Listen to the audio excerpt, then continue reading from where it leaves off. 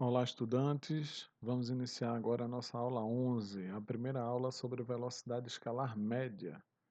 A física ideal dividiu para vocês velocidade em dois subtópicos. Veremos na aula 11 e na aula 12 do nosso estudo da cinemática.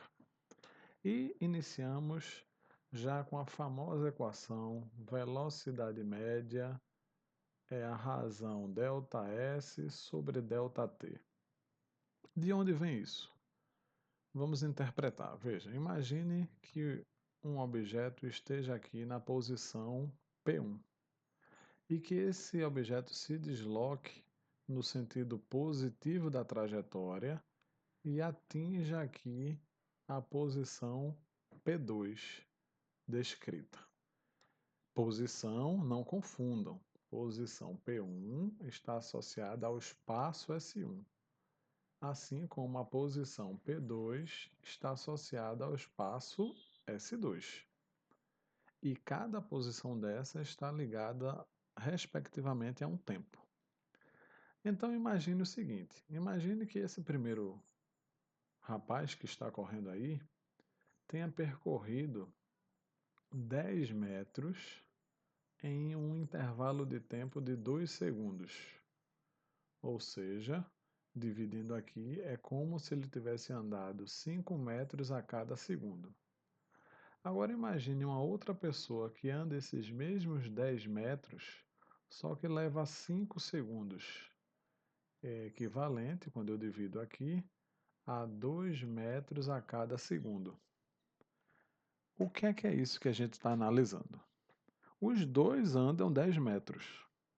Então, se nós não associássemos ao tempo, não teria diferença nenhuma entre o primeiro e o segundo corredor, né? Entre a primeira e a segunda pessoa.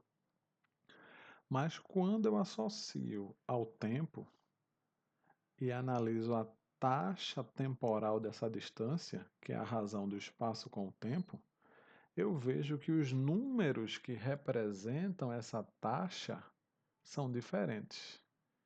E quanto maior o número, mais rápido é o fenômeno. Então, velocidade média tem a ver com rapidez. Velocidade média tem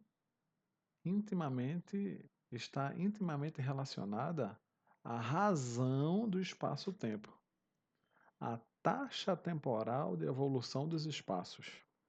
Então, para calcularmos a velocidade média, basta dividirmos o quanto o corpo andou pelo respectivo tempo de percurso, certo? Nós usamos aqui espaços em metros e tempos em segundos. Por acaso, essa análise nestas grandezas são análises do sistema internacional, ou seja, no sistema internacional de unidades, a medida do espaço é metros e a medida do tempo é segundos.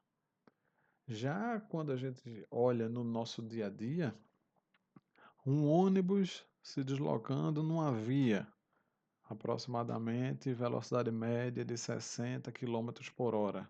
Não vem metros por segundo, vem quilômetros por hora. Então, não é uma unidade do sistema internacional, mas é bastante usual. E aí surge aquela pergunta: se nós estamos trabalhando em quilômetros por hora e queremos transformar para o sistema internacional, que é metros por segundo, e detalhe, eu posso representar desta maneira, com multiplicação ou com divisão. Como é que a gente converte de uma unidade para outra? Existe um fator de correção. Vamos encontrá-lo. Veja, imagine não, eu tenho aqui 1 km por hora. O que significa isso? Significa que eu estou com 1 quilômetro em 1 hora. Mas eu quero passar de quilômetros para metros e quero passar de horas para segundos. 1 hora tem 60 segundos, 60 minutos. E cada minuto tem 60 segundos. Então, 60 vezes 60, 3.600 segundos. Se simplificarmos aqui, nós encontramos 1 dividido por 3,6 metros por segundo. O que aqui a gente viu? Que aquele 1 que estava na unidade quilômetros por hora, para que fique na unidade metros por segundo, aquele 1 foi dividido por 3,6. Então, se eu estou em quilômetros por hora e quero transformar este valor para metros por segundo, eu simplesmente faço uma divisão por 3,6. Lembrando, este número surgiu única e exclusivamente no caso da conversão entre quilômetros por hora e metros por segundo. E aí eu faço uma divisão. Se for no sentido oposto, eu faço uma multiplicação. Multiplicação ou divisão com esse número 3,6. Agora, só pode usar o 3,6 entre essas duas grandezas. Eu não posso usar em mais nenhuma outra situação esse fator de correção, tá? Sabendo disso, vamos aplicar a equação mais conhecida de toda a física. Quem começa a estudar física lembra que velocidade é ΔS sobre ΔT. E é com esta fórmula, com esta equação, que nós vamos resolver o primeiro problema. Olha, uma família viaja de carro com velocidade escalar constante de 100 km por hora durante 2 horas. Após parar em um posto de gasolina por 30 minutos, continua sua viagem por mais 1 hora e meia, só que agora com velocidade de 80 km por hora. Qual é o valor da velocidade média para todo o trecho? Então, lá vai. Está aqui o meu percurso completo, tá?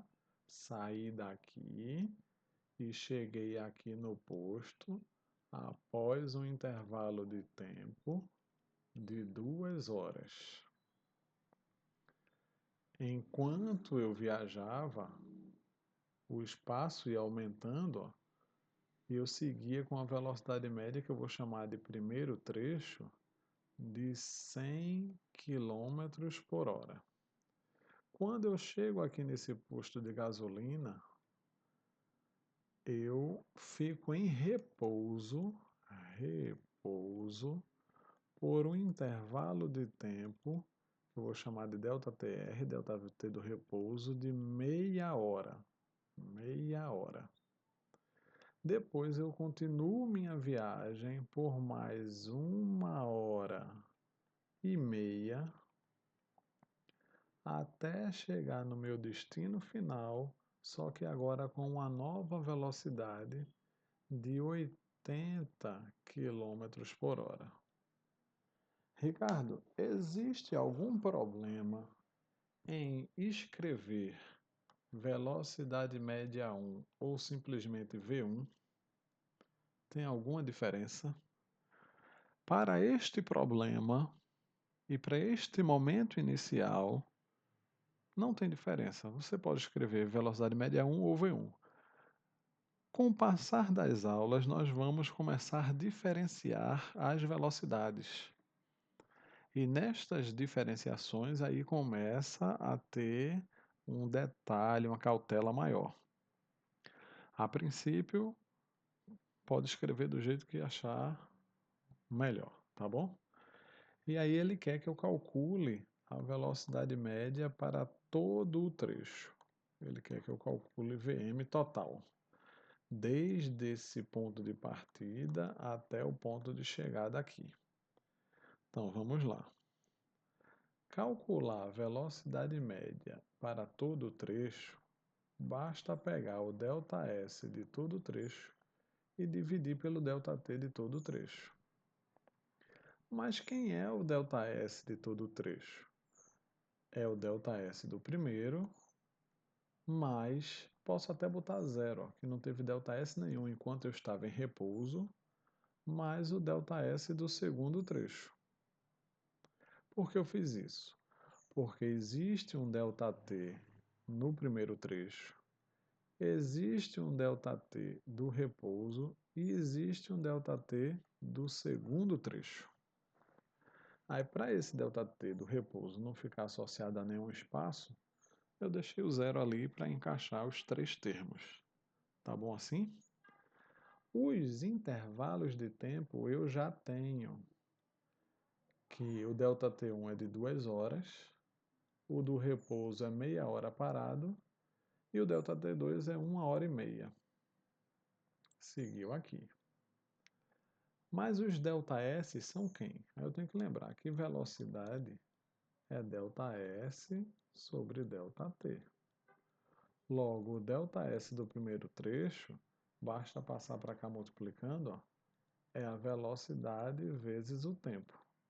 Mas quem era a velocidade do primeiro trecho?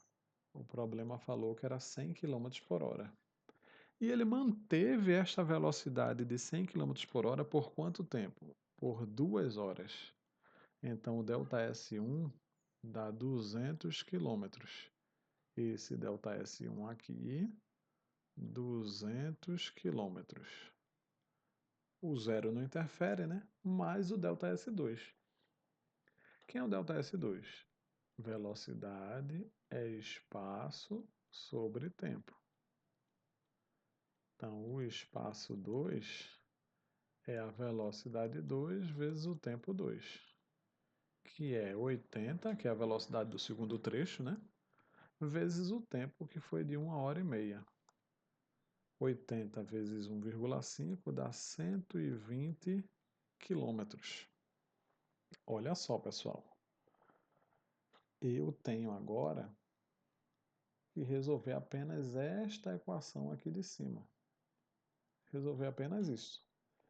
Eita, Ricardo, eu poderia eliminar este cálculo e já ir direto lá para cima?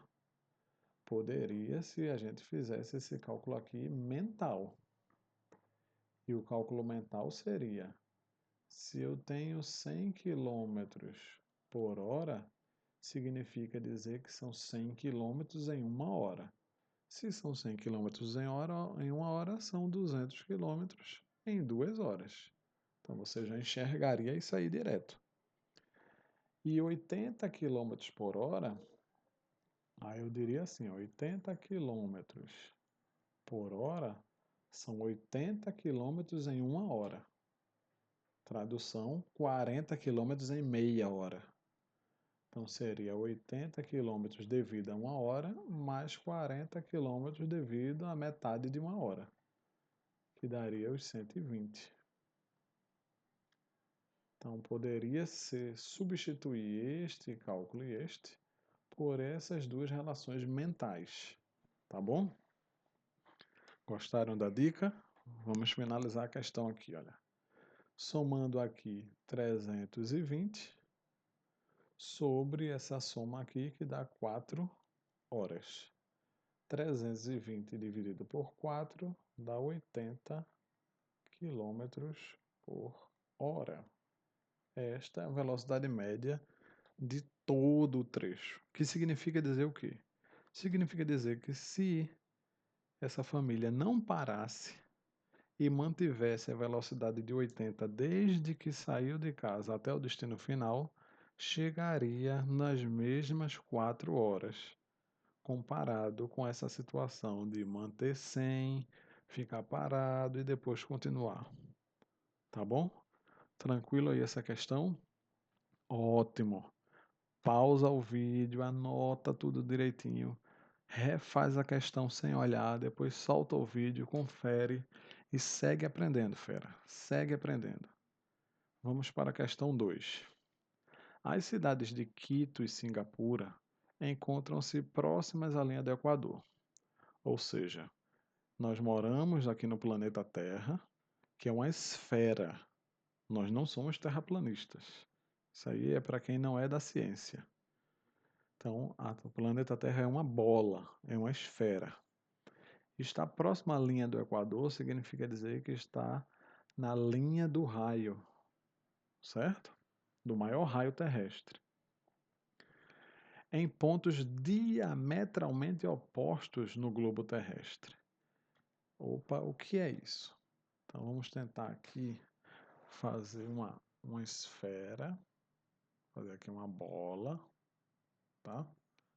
Aqui está a minha bola, a minha esfera, ok? Aqui é meu planeta Terra, que é o centro do planeta Terra, que tem um raio de curvatura que ele já mostrou aqui, aproximadamente 6.400 quilômetros. Está diametralmente oposto, essa linha aqui ó, é a minha linha do Equador. Então aqui está a cidade de Quito e aqui está Singapura.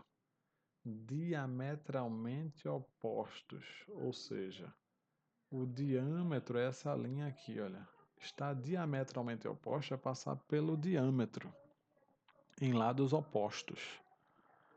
Um olha para esse lado, o outro olha para este lado. Por isso que são opostos, pelo diâmetro, diametralmente opostos.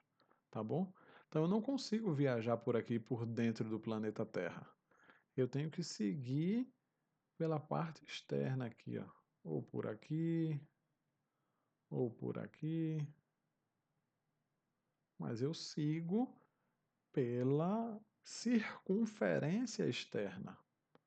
Opa, falando de circunferência, circunferência tem uma fórmula conhecida que é 2πr. Como para ficar diametralmente oposto, eu ando só meia circunferência, meia é metade. Metade, só sobra o quê? πr. Conclusão, a distância percorrida de Quito até Singapura vai ser πr. Opa, π iremos aproximar para 3 e o raio de 6.400. Logo, a distância percorrida entre Quito e Singapura será 0, 3 vezes 4, 12, vai 1, 3 vezes 6, 18, 1, 19. Será de 19.200 quilômetros. Essa é a distância. Que a pessoa vai voando, né? Segue com o avião, com que velocidade? Olha aqui a velocidade do avião, 800 quilômetros por hora. Então, ó, eu venho para cá, velocidade média, ΔS sobre ΔT. Eu já sei que o avião tem velocidade de 800. Já sei que a distância é 19.200. Só falta o quê? O tempo. E é justamente o que ele pede, ó. Chega em Singapura aproximadamente depois de quanto tempo? Quantas horas? Esse ou esse? Vamos lá. ΔT vem para o lugar de 800. 800 vem para o lugar de ΔT. Simplifica aqui. O intervalo de tempo é 192 dividido por 8. E aí basta dividir. Essa divisão, você arma lá a conta, né? 192 por 8 e vai encontrar aqui 24 horas. Depois de 24 horas de voo, um dia completo, você sai de Quito e chega à cidade de Singapura. Alternativa correta, letra C. Tranquilo aí, pessoal? Primeira aula sobre velocidade média. O que é que a gente aprendeu nessa aula? Nós vimos que essa razão do ΔS pelo ΔT, ou seja, a mudança da posição relacionado àquele intervalo de tempo, essa razão expressa a rapidez com que o corpo se move. Essa rapidez, ela pode ser expressa em várias unidades, onde no sistema internacional é o metros por segundo. Tudo bem? Aguardo todos na aula 12, finalizando velocidade média. Forte abraço.